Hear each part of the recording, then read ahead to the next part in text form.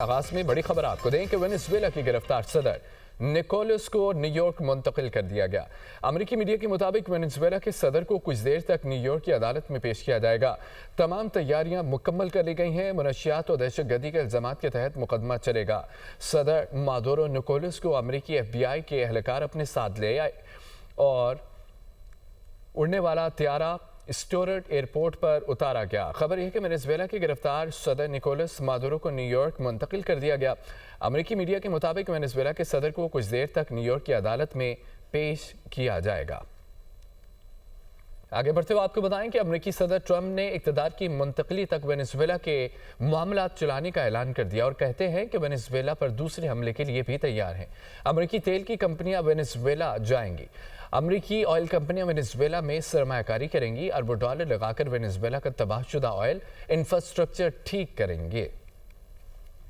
صدر ٹرمپ کا وینزویلا کے نائب صدر کو بطور صدر حلف دلانے کا دعویٰ۔ وینزویلا کی نائب صدر ڈیلسی کا صاف انکار۔ امریکی فوجی کارروائیوں کو جارحیت قرار دے دیا۔ ڈیلسی نے امریکی حملے کا جواب دینے کے لیے خصوصی دفاعی کونسل بلا لی ہے۔ کہا مادورو نکولس چاہے امریکی حراست میں ہے، وہ ملک کے واحد صدر ہے۔ وینزویلا دوبارہ کبھی کسی سلطنت کی کالونی نہیں بنے گا۔ امریکی صدر نے دعویٰ کیا تھا کہ وینزویلا کے نائب صدر نے وزیر خارجہ مارکو روبیو سے بات کی ہے۔ صدر ٹرمپ کا وینزویلا کی نائب صدر کو بطور صدر حلف دلانے کا دعویٰ۔ وینزویلا کی نائب صدر ڈیلسی کا صاف انکار۔ Mayor new York Zoran Mamdani نے وینزویلا پر امریکی حملہ عالمی قوانین کی خلاف ورزی قرار دے دیا۔ کہا کہ ایک خود مختار ملک پر حملہ کھلی جنگ ہے۔ امریکی کارروائی سے نیو یارک میں رہنے والے وینزویلا کے شہریوں پر اثر پڑے گا۔ وینزویلا کے صدر اور ان کی اہلیہ کو نیو یارک کی جیل سے رکھنے کا منصوبہ ہے، زوران ممدانی کی جانب سے یہ کہا گیا۔ ڈونلڈ ٹرمپ کو کانگریس کی اجازت کے بغیر جنگ چھیڑنے کا اختیار نہیں ہے۔ امریکی سینیٹر برنی سینڈرز کا ڈونلڈ ٹرمپ کی وینزویلا پالیسی پر سخت رد عمل۔ کہا امریکہ کو وینزویلا چلانے یا اس پر وسائل سے قبضے کا حق حاصل نہیں ہے۔ وینزویلا پر حملہ عالمی قوانین کی خلاف ورزی ہے۔ امریکی صدر کا اقدام دنیا کو مزید غیر محفوظ بنا دے گا۔ پنجاب کے مختلف شہروں میں دھند کے ڈیرے، راستے دھندلا گئے۔ حد نگاہ کم ہونے سے موٹر ویز اور قومی شاہراہوں پر ٹریفک کی روانی متاثر ہو گئی ہے۔ دھند کے باعث لاہور ملتان موٹر وے M3 بند ہے۔ موٹر وے M4 پر پنڈی بھٹیاں سے گوجرا عبدالحکیم سے خانیوال تک نو انٹری کا بورڈ اویزا ہے، جبکہ موٹر وے M2 لاہور سے کوٹ مومن تک بڑی گاڑیوں کے لیے بند کر دی ہے۔ آپ کو بتائیں کہ لاہور میں سردی کی شدت برقرار ہے۔ ہوا چلنے سے دھند میں کمی اور حد نگاہ میں بہتری ریکارڈ کی گئی ہے۔ کم سے کم درجہ حرارت 7 جبکہ زیادہ سے زیادہ 17 ڈگری سینٹی گریڈ تک جانے کا امکان ہے۔ مزید شہر کے موسم کی کیا صورتحال ہے جانتے ہیں اپنے نمائندے مبین حیدر سے۔ مبین، بتائیے گا موسم کا حوالہ۔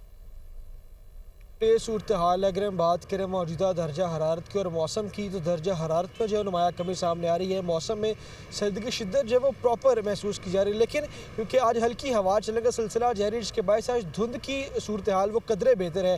جو دھند کی ایک ڈینسٹی موجود تھی گزشتہ کچھ دن قبل، وہ آج نظر نہیں آ رہی۔ آج حد نگاہ بھی بہت حد نگاہ میں بہتری ریکارڈ کی جا رہی ہے۔ فی الوقت جو ہے وہ لاہور موٹر وے میں اگر بات کرو تو M2 M3 اور M4 صرف بند کی گئی ہیں، باقی M5 آپریشنل ہے، M11 جو ہے وہ آپریشنل ہے۔ ابھی امید کی جا رہی ہے کہ اگر دھند نہ پڑی تو باقی موٹر ویز کو بھی جو ہے وہ صبح کے اوقات تک کھول دیا جائے گا۔ سردی کی شدت اس وقت پیک پر ہے، تو کوشش کریں کہ اپنی صحت کا خیال رکھیں، پہناووں کا خیال رکھیں، اور جو پریکاشنری میئرز ہیں ان کو لازم ملحوظے خاطر رکھیں، لیکن اس کے ساتھ جو سفری تدابیر ہیں ان کو بھی لازمی ان پہ عمل پیرا کریں، تاکہ کسی بھی قسم کے جو سرد موسم میں یا دھند کے اندر ٹریول کریں گے، اس سے خطرات لاحق ہو سکتے ہیں، اس سے خود کو محفوظ رکھ سکیں۔ کراچی کے علاقے ڈیفنس فیز 8 کے قریب ٹریفک حادثہ، نامعلوم گاڑی کی ٹکر سے 15 سالہ لڑکا جاں بحق ہو گیا۔ متوفی کی شناخت کامل کے نام سے ہوئی ہے۔ آپ کو بتائیں کہ کراچی کے علاقے ڈیفنس فیز 8 کے قریب ٹریفک حادثہ ہوا، نامعلوم گاڑی کی ٹکر سے 15 سالہ لڑکا جاں بحق ہو گیا۔ متوفی کی شناخت کامل کے نام سے ہوئی ہے۔ ریسکیو نے لاش کو اسپتال منتقل کر دیا ہے۔ برزل پاس پر برف ہٹانے کے دوران برفانی تودہ گرنے سے پاک فوج کے کیپٹن اور ایک جوان جامِ شہادت نوش کر گئے۔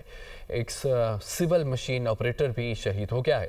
انتہائی سخت موسمی حالات میں افواج پاکستان کی آپریشنل نقل و حرکت ممکن بنانے کے لیے جانوں کا نذرانہ پیش کیا گیا۔